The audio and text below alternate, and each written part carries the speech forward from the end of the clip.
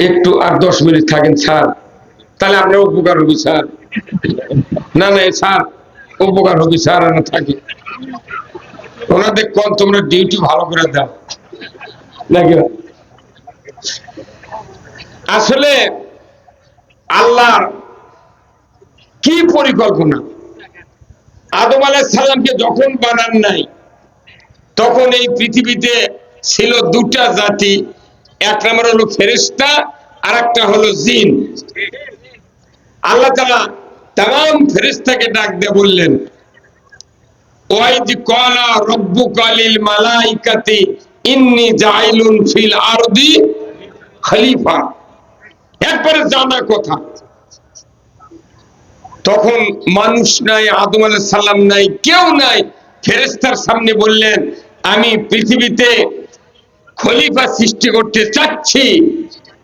আল্লাহ মতামত চাননি, আল্লাহ ডাইরেক্ট ঘোষণা দিয়েছেন আমি সৃষ্টি করতে চাচ্ছি। তখনই ফেরেশতারা বলেছিল আল্লাহ ইউফসিদু ফিহা, এরা তো ফাসাদ করবে, রক্তপাত করবে, দাঙ্গা হাঙ্গামা করবে, মারামারি করবে, এরা দুনিয়াতে অশান্তি সৃষ্টি করবে, এই জাতিকে সৃষ্টি করা যাবে না, সৃষ্টি করা হবে না। তখন আল্লাহ কি বলেছিলেন, কালুওয়ালা আরে ও সোনার মানুষ। তখন আল্লাহ বলেছিলেন ইন্নী আ'লামু মা লা তা'লামুন। আল্লাহু আকবার। কি বলেছিলেন, যে আমি আল্লাহ যা জানি তোমরা তা জানো না। আল্লাহ তাআলা বললেন যে আমি যখন বলেছিলাম আমি খলিফা সৃষ্টি করতে চাই, ফেরেশতা তার প্রতি উত্তরে কি বলবে এটা আমার আগেই জানা ছিল। কি জানা ছিল না? আর জানা ছিল। তোমরা যে রক্তপাত, মারামারি, দাঙ্গা হাঙ্গা, জেনা, ব্যভিচার, চুরি, ছিনতাই, হাইজাক, রাহাজানি, সিন্ডিকেট, দুর্নাম, যত অন্যায় আছে তোমরা যে করবে, ফেরেশতা তোমরা তো বললে যে মানুষ এইগুলি করবে, কিন্তু আমি খলিফা সৃষ্টি করব, আমি তাদেরকে কিতাব দিয়া খেলাফত দেব। ওই আইন যদি জমিনে কায়েম করতে পারে, মারামারি হবে না, দাঙ্গা হবে না, চুরি হবে না, জানা হবে না, দুর্নীতি হবে না, ঘুষ থাকবে না, অশান্তি সমাজে থাকবে না।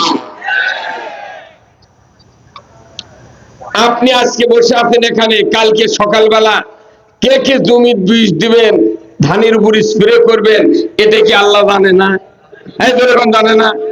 তাহলে ফেরেশতারা ওই কথা কি আল্লাহ জানতেন না? তাহলে সেই জন্য আল্লাহ বললেন আমি খলিফা বানাবো পৃথিবীতে, তাদেরকে খেলাফত দিব কিতাব দিয়ে। তাহলে মূলত আল্লাহর প্রথম পরিকল্পনা রাজত্ব ছাড়া, খেলাফত ছাড়া পৃথিবীতে মানুষ কন্ট্রোল করা সম্ভব নয়। প্রথম পরিকল্পনা খেলাফত, রাজত্ব। আর এই রাজত্বর কথা মৌলবীরা বললি মৌলবীকে গলা চেপে ধরে। রাজত্ব এটা আল্লাহর বক্তব্য, আল্লাহ রাজত্বের বক্তব্য দিলেন। সেই বক্তব্য সাইদি দিল, জামাত ইসলামের নেতারা দিল, বক্তারা দিল, আমাদের গলা চেপে ধরা হয়েছে 17 বছর। চেপে ধরে ফাঁসি দিয়ে খুন করে গুম করে চাপে দিয়ে রেখে পারছে। আল্লাহ বলেছেন ইউরিদুনা লিউতফিউ নূরাল্লাহি বিআফওয়াহিহিম ওয়াল্লাহু মুতিম্মু নূরিহি ওয়ালাউ কারিহাল কাফিরুন। ওই কাফেরদের সিদ্ধান্ত, অবিশ্বাসীদের সিদ্ধান্ত, আমি আল্লাহ আমার নূরকে, আমার কোরআনকে, আমার বিধানকে পৃথিবীতে ফুৎকার দিয়া নির্বাপিত করতে চাই, কিন্তু আমার সিদ্ধান্ত এই নূর পৃথিবীতে আমি বিস্তার করি ছাড়ব। আল্লাহু আকবার। তাহলে প্রথম পরিকল্পনা আল্লাহর কি? খেলাফত। 1 লক্ষ মতান্তরে 2,24,000 পয়গাম্বরের উপরে 104 খানা কিতাব নাযিল করলেন। তারই ভিতর প্রধান কয়খানা? তারই মধ্যে আবার প্রধান কোনটা? কোরআন। এই কোরআন নাযিল করলেন সবচেয়ে দামি নবীর উপর। এখন এই নবীকে কি কোরআন দিয়ে আল্লাহ খেলাফত দিলেন? গরিগণ সুবহানাল্লাহ। খেলাফত আল্লাহ বলছেন হুয়াল্লাযী আরসালা রাসূলাহু বিল হুদা ওয়া দীনিল হক লিইয়ুযহিরাহু আলাদ দীনি কুল্লিহি ওয়ালাউ কারিহাল মুশরিকুন। এই আয়াত দিয়ে নবী খেলাফত দিয়েছে। সুবহানাল্লাহ। কারণ খেলাফত ছাড়া পৃথিবীতে মানুষ বাস করতে পারবে? আল্লাহ খেলাফত দিয়ে বললেন, হে রাসূল, আমি সেই সত্তা, আমি তার রাসূলকে সত্য হেদায়েত দিয়া জীবন ব্যবস্থা দিয়ে প্রেরণ করেছি। আপনি পৃথিবীতে গিয়া মানুষের তৈরি করা আইন উৎখাত করে দিয়ে আমার আইন বিজয় করবেন। 23 বছর নবুয়তি জীবনে মদিনার রাষ্ট্রে উনি ইসলাম বিজয় করেছিলেন, নিজে প্রেসিডেন্টই করেছেন। সরকার রসুল নিজের সরকার মদিনার রাষ্ট্রে। তাও কি বাংলাদেশের মধ্যে এক মালুই? বাংলাদেশের মালুই না, বাংলাদেশের যে রাজত্ব চলে চকিদারের গরমে বাড়ির ঘুমান যায় না। হ্যাঁ কি রে, একটা মেম্বার মনে হয় মন্ত্রীর থেকে দাম বেশি। কোন দিকে গেছে এখন? রাজত্ব যদি আল্লাহর থাকতো, ইমানদার বুক খুলে কোরআনের কথা বলতে পারতাম। আল্লাহর পরিকল্পনা সবচেয়ে প্রথম রাজত্ব কায়েম থাকবে আমার। আয়াত আসতে আস্তে আস্তে কোরআন শরীফের মাঝখানে একটা আয়াত দিয়েছেন আল্লাহ, কি ওয়া খালাকতুল জিন্না ওয়াল ইনসা ইল্লা লিয়াবুদুন। আমি মানুষ এবং জিন সৃষ্টি করেছি ইবাদতের জন্য। ইবাদতের প্রকারভেদ কি? প্রত্যেকটা মসজিদের কমিটির মাধ্যমে যদি ইবাদতের তালিকা প্রকাশ করা হতো তাহলে মানুষ ইবাদত বুঝতো। কিন্তু খুতবাতে কিছু ইবাদতের 1 নম্বর জিনিস তেলাওয়াত করা হয়। প্রতি শুক্রবারে ইবাদতের 1 নম্বর জিনিস তেলাওয়াত করা হয়, কিন্তু ওর অর্থ আলেমেরা ঠিক মতো বুঝাতে পারি না, আলেমদেরকে ওই কথা ঠিক মতো বলতে দেওয়া হয় নাই। ইবাদতের অনেক প্রকার আছে। তাহলে মানুষ সৃষ্টির উদ্দেশ্য হলো 1 নম্বর খেলাফত, 2 নম্বর হলো ইবাদত। খেলাফত ছাড়া ইবাদত অচল, আর ইবাদত ছাড়া খেলাফত অচল। ভাই আপনার নাঙ্গল চেনেন? নাঙ্গল স্যার, আপনি নাঙ্গল দেখেছেন কোনদিন? এই যে গরু দিয়ে হাল বায় মানুষের, নাঙ্গল বানতে লাগে কাঠের গাদা, ইস, তারপরে লাগে ইস্টার, দোগর, আমরা, মুটো, জোয়াল, একটা ফাল, একটা পাশি। কোন মিস্ত্রি যদি নাঙ্গল বানতে আসে, আপনি যদি বেশি ব্রেন আলা হন, যদি বলেন ভাই তুমি নাঙ্গল বানবে ঠিক, কিন্তু ফাল আমি দেব না, কাঠ দিয়ে হাল দেবো, ওই মিস্ত্রি তখন বলবে যে আমি মিস্ত্রি করি 60 বছর হলে, আমি যা জানি তুমি চা। কারণ ফাল ছাড়া নাঙ্গল অচল। কি ভাই কথা বলেন না কেমন? ফাল ছাড়া নাঙ্গল অচল, আর নাঙ্গল ছাড়া ফাল অচল। ফালের সাথে যেরকম নাঙ্গলের সম্পর্ক, নাঙ্গলের সাথে যেরকম ফালের সম্পর্ক, খেলাফতের সাথে ইবাদতের সেই সম্পর্ক। ইবাদত আছে, আল্লাহর খেলাফত নাই। কিয়ামত পর্যন্ত ইবাদত করবেন, একটা ইবাদত করে আল্লাহর জান্নাতে যেতে পারবে না। কারণ ইসলাম হলো জীবন ব্যবস্থা, এই খেলাফত দরকার। আল্লাহ বলেছেন, আল্লাহর দেওয়া খেলাফতের বিরোধিতা করে 22 ফুটে জুব্বা, 14 হাতে রুমাল, 12 হাত দাড়ি, 1400 বার হজ করেছে, সারা আল্লাহ হবে না। আল্লাহ কোরআনে বলছেন, وَمَن يَبْتَغِي غَيْرَ الْإِسْلَامِ دِينًا فَلَن يُقْبَلَ مِنْهُ ওয়া হুয়া ফিল আখিরাতি মিনাল খাসিরিন। আল্লাহর কথার এত ওয়ারেন্টি গ্যারান্টি, এটা বলেও শেষ করা যাবে না। আমাদের দেশে সিএনজি দিয়ে গত 2 বছর আগে থেকে কারেন্টের বল বেশি, 100 টাকা দিয়ে একটা কিনলে তার সাথে আরেকটা ফ্রি, একটার দাম 100, তাই যদি কেউ কিনে আরেকটা ফ্রি। এই 2 বল এক ঘরের মধ্যে জ্বালালে তাও যাই ভাত খায়, টিকটিকির ডিম খায়, মানে আলোই নাই। কতক্ষণ টাকা? আর 380 টাকা দিয়ে 280 টাকা দিয়ে একটা গ্যারান্টি ওয়ারেন্টি আলা বল কিনেন, একটা জ্বালালে ঘরের জানলা দিয়ে আলো পাকারে দেওয়া যায়। মানব রচিত আইন হলো ওয়ারেন্টি গ্যারান্টি বিহীন। আবার আওয়াজ ধীরে হলো কেন? মানব রচিত আইন হলো ওয়ারেন্টি গ্যারান্টি বিহীন, আর আল্লাহর আইন হলো ওয়ারেন্টি গ্যারান্টি সহকারে। আমার আল্লাহ বলছেন, ইসলাম ছাড়া অন্য কোন জীবন ব্যবস্থা যদি তোমরা গ্রহণ করো, তারই আন্ডারে যদি সন্তুষ্ট চিত্তে ইবাদত বন্দেগী করো, আমি আল্লাহ একটা ইবাদত কবুল করিব না। তাহলে আমার মিছে ওযু করে মানে পরিশ্রম করে লাভ কি? হজ করে উমরা করে লাভ কি? এই দাড়ি মেহেন্দি দিয়ে মাথার টুপি দিয়ে লাভ কি? আগে আপনাকে মানব রচিত আইনের বিপক্ষে যেতে হবে। আচ্ছা বলুন তো, এই দাড়ি এই টুপি মাথার দেওয়া কি? দাঁড়িয়ে রাখা কি?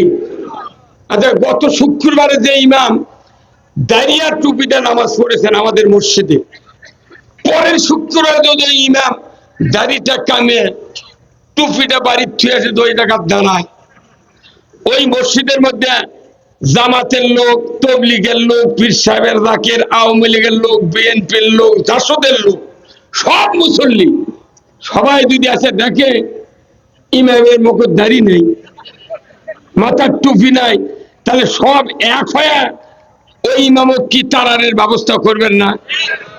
কে তুই ওই শুক্রবার নামাজ পড়লো টুপি দিয়ে, দাড়ি দিয়ে, তোর আজ দাড়ি গো বাড়া, কথা বলেন ঠিক কিনা? বাড়া। তাহলে সুন্নত কাটে ফেলে দেওয়ার কারণে, টুপি খোলার কারণে একটা লোক নামাজ পড়ে না। কি হুজুর কথা বলেন আপনি? এই সুন্নত হলো দাড়ি আর টুপি, কিন্তু আমার আল্লাহ বলছেন কি জানেন?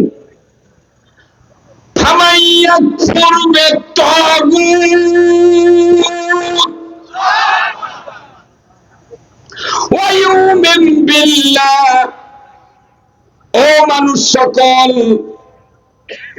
আগে তাগুতকে অস্বীকার করো, তারপরে তোমরা ঈমান আনো। কার কথা? তাহলে তাগুত অস্বীকার করা ফরজ, আর দাঁড়িয়ে রাখা, টুপি দেওয়া সুন্নত। তুই সুন্নত কাটলি হরতাল করিস, কথা কনে রে? আপনার কথা বলতে গেলে ছাগু খাতেন নাকি? আমি কি আমার কথা বলছি না আল্লাহর কথা বলছি? বেশি রাজনীতি শিখে দেন আপনারা। আমাকে রাজনীতি শিখাবে চান নাকি টিপ দিলে ডুব পাড়ায়? যারা রাজনীতির মাস্টারি শিখে আমাদেরকে। আল্লাহ বলেছেন আগে তাগুতকে অস্বীকার করা ফরজ। মানুষের আইন কলজার মধ্যে, পকেটের মধ্যে লিয়া ওই 12 হাত টুপি 14 হাত রুমাল দিয়ে বলছে আল্লাহু আকবার। তোর বাটাম যদি না ফাটায় কব্বরের মধ্যে আমি জীবন ওয়াজ করবো না। ইসলামী এই কথাগুলো আমরা 54 বছরে আমাদেরকে বলতে দেয় না। যাই ক্ষমতা গেছে, পল্লী বিদ্যুতের কোম্পানির মতো ইউক্যালিপটাসের গাছের যেরকম মাথা কাটে, আমাকে সব সরকার মাথা কাটিছে। আমার দেশের মানুষের ট্যাক্সের বেতন খায়া, আমার দেশের মানুষের সব কিছু খায়া জনগণ ইসলামের কথা বলে তাদেরকে গলা চেপে দেওয়া হয়েছে। একটা 35 দিন 16টা মামলা নিয়ে ঘুরেছি। মানা শেষবারে আমাকে ধরবে যাচ্ছে এক গাড়ি পুলিশ। আমি দিক বিদিক না পায়া স্ত্রী বললাম যে কি করা যায়, 16বার ছিল দুটিছি, আবার এইবার যদি ঢুকি তাতে আমার বিপদ। আমি ছাদের উপর থেকে লাফ দিই। আমাকে বললে যে না, যদি লাভ দেন পাও ভাঙ্গা দিবি, না পুলিশ যদি গুলি করে পাও কাটা লিখবি, অতএব আপনি বাড়ান না, ধরা দেওয়াই লিখবি। আরেকবারকার মতো 40 দিন 30 দিন খাটে আবার বাইর করে আনবো, অসুবিধা কি। তখন আমি ছেলে পেলেকে বললাম না, ওই স্ত্রীকেও বললাম না। আমি আমার গরু আছে 6-7টা পাকা করা গড়া, আমি একা একা অন্ধকারের মধ্যে গরুর গোলের মধ্যে গড়ার মধ্যে শুয়ে পড়ছি। কিন্তু গরু খালি আমার দিকে ফোঁস করে। তখন ওই 2 হাত দিয়ে শুয়ে থাকা অবস্থায় গরু চল লড়ে দিছি। গরু বুঝতে পারছি এটা তো আমার তো মালিক, এটা তো আমার মালিক। তখন আমি আল্লাহর কাছে শুকরিয়া করছি, আল্লাহ যে অবস্থা, যদি তুমি গরুর জবান দিতে, তাহলে এই গরু ডাক দিয়ে বলে উনি অফিসার স্যার এটি আছে, কারণ ওই সময় গরু আওয়ামী লীগ করেছে।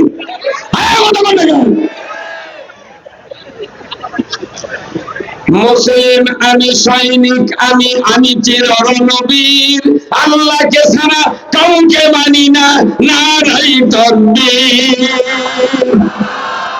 বীর মুসলমান ধরো আল কোরআন, ফিরে আনো সেই হারানো সম্মান। বীর মুসলমান আমরা বীরের জাত, কোরআনের পক্ষে কথা বলা যায় না। আজকে দেশে অমুসলিমেরা তাদের ধর্মের পক্ষে কথা বলে, এই কথা বলে না, ধর্মের পক্ষে কথা বলে। অমুসলিমের পুজো হয়, পার্বণ হয়, সরকার চাউল দেয়, টাকা দেয়। আবার এইবার যে পুজো হলো আমি দেখলাম আনসার ভিডিবি ওনাদের দেবতাকে যখন ঘারত করে নিয়ে যায় বিকেল বেলা, আনসার পুলিশ 2 দিক দিয়ে দাঁড়িয়ে যাচ্ছে, রিসিপশন করিতে যাচ্ছে। আমি তখন বললাম আল্লাহ কি তুমি পরিবেশ দিয়ে দিছ, তাদের ইবাদত করার জন্য, তাদের ধর্ম মানার জন্য সরকার কত সুযোগ দিচ্ছে। এই সুযোগ কি এইবারই খালি, যত সরকার কাছে সব দিচ্ছে। ওদের ইবাদতের জন্য কত মুসলমানেরা সহযোগিতা করে।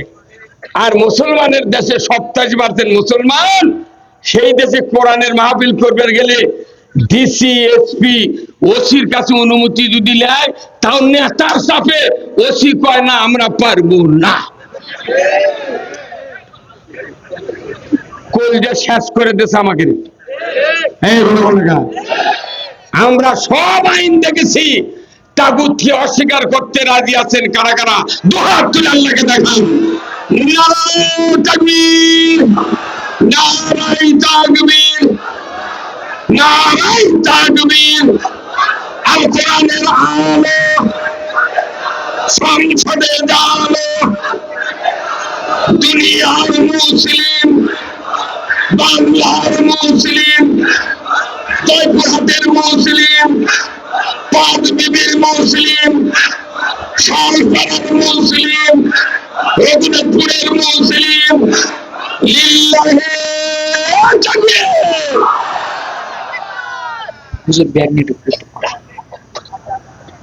আমার ভাইরা, আজকে কত শান্তি পাচ্ছি। এনাদের মতো লোক যদি কোরআনের বক্তৃতা 100 বছর আগে থেকে শুনতো, তাহলে এই দেশের পরিস্থিতি এরকম হতো। এই বক্তৃতাগুলো আমাদের বলতে দেয়নি, ওনাদেরকে শুনতে দেয়নি, যার কারণে বাইতুল মুকাররমের ইমাম পালাতে বাধ্য। এই যে খুতবা আপনারা পড়েন না, খুতবাতুল আকাম প্রতি শুক্রবারে জয়পুরহাটের সবচেয়ে বড় মসজিদ যেটা, সেখানে এই সার নামাজ পড়ে।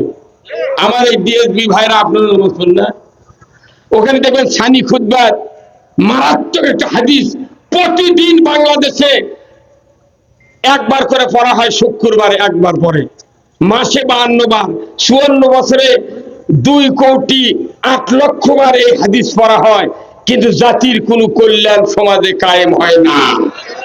হাদিসটা শোনেন, আল্লাহ বলেছেন প্রথম খেলাফত পরে বলেছেন ইবাদত। আল্লাহ রসুল যে হাদিসটা খুতবার ভেতরে বলেছেন, এই হাদিসটা যদি বাংলাদেশের সকল মসজিদ কমিটি, মুসল্লি, ইমাম, মুয়াজ্জিন, নেতৃস্থানীয় লোকেরা যদি বুঝতেন, আল্লাহর ইজ্জতের কসম, বাংলাদেশে ইসলামের কাজ করার কারণে কারো পক্ষে মামলা দেওয়া হতো না। আল্লাহর নবী বলেছেন, ওয়া সুলতানু জিল্লুল্লাহি ফিল আরদি মান আহানা সুলতানাল্লাহি ফিল আরদি আহানাহুল্লাহ। এই হাদিস পড়া হয় কি হয় না? প্রতিদিন শুক্রবারে পড়ে, কিন্তু মুসল্লি বুঝার হয় না। এত বড় রাজনীতি পৃথিবীর নাই।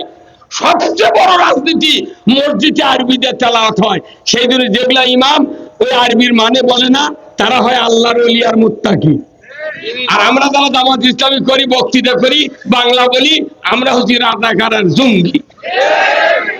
আমাকে ধরে নিয়ে যা পরের দিন পেপারত দেখে যে গোপন তথ্যের ভিত্তিতে তাকে গ্রেপ্তার করতে সক্ষম হয়েছি, তার কাছে গ্রেপ্তারের সময় ককটেল বানানোর সরঞ্জামাদি আর জিহাদি বই পাওয়া গেছে।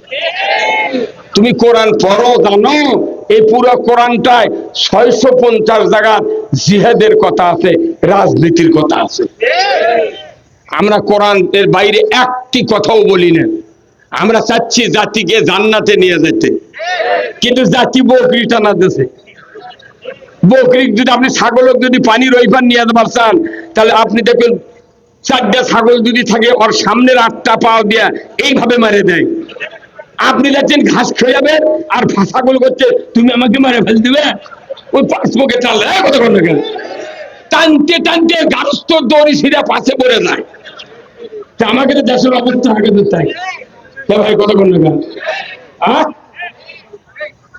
স্যার বললেন জ্ঞান অর্জন করা দরকার, আমি কিছু প্রফরমা দেব। এই বাংলাদেশ আজই যদি দিন কায়েম হয়, বাংলাদেশ ভালো হবে না। 20 বছর টাইম দিতে হবে আমাদেরকে। কয় বছর? আজকে যে ছাত্র 6 বছর বয়স, এ যখন প্রাইমারিতে যাবে, প্রাইমারির 5 ক্লাসে 5 পর্যন্ত তাকে আমপারা, কায়দা, সুন্নাত, ওয়াজিব, নামাজ, আল্লাহর দিন, আল্লাহ আছে, কালেমা, তাওহীদ বুঝানোর জন্য 5 বছর পড়ার লাগবে। সিলেবাস দিয়ে হাই স্কুলে উঠলো, তার চেয়ে একটু উচ্চতরের সিলেবাস দিতে হবে। তারপরে 5 5 10 গেল ম্যাট্রিক পাস। 2 বছর ইন্টারে, তার চেয়ে রাজনীতি, অর্থনীতি, সমাজনীতি, যুদ্ধনীতি, রসুলের বাস্তব জীবন দেওয়া হলো। তারপরে যখন এই 12 বছর পর অনার্সে ভর্তি হলো, 4 বছর একটা ডাইরেক্ট পলিটিক্যাল সায়েন্স, রসুলের জীবন আদর্শ, উমর ফারুকের রাজত্বকাল, কোরআন এবং হাদিসের যুদ্ধ, জিহাদ, অনিসলামী কার্যকলাপ আর ইসলামী কার্যকলাপের সুফল আর কুফল, এইগুলি বলার পরে যখন 4 বছর পড়লো, তাহলে 12 আর 4 কত হলো? এরপরে 2 বছর এমএ পাস করলেন, পিএইচডি করলেন, করার পর এই ছাত্র সরকার বেতন দিয়া মেডিকেলে পাস করলে যেরকম ইন্টার্নি করায় না, এই এমএ পাসের ছাত্রকে আবার সরকার বেতন দিয়ে ইন্টার্নি করার লাগবে। তুই কি পড়লু সেটা আগে ভালো করে কম। এই ইন্টার্নি করার পর একটা এমএ পাসের ছাত্র বাংলাদেশে জিব্রাইল ফেরেশতার চেয়ে উন্নত হবে। কিন্তু বাংলাদেশে যে সিলেবাস আছে, এই সিলেবাস দিয়ে মানুষ জ্ঞানী হবে না। এরই মধ্যে থেকে এত অত্যাচার, নির্যাতন, দমন, পীড়ন, এরপরও ইসলামী ছাত্র শিবিরের ছাত্ররা পায়খানার মধ্যে গামছা পরে তারা নামাজ পড়েছে। তারা যেভাবে চরিত্র গঠন করে এই কুলুষিত সমাজের মাঝখান থেকে তৈরি হয়ে এমন আদর্শ দেখাচ্ছে যে বাংলাদেশের 5টা ভার্সিটির একবারে প্যালান্টিক কথা বলে কেন। গতকালকে আমার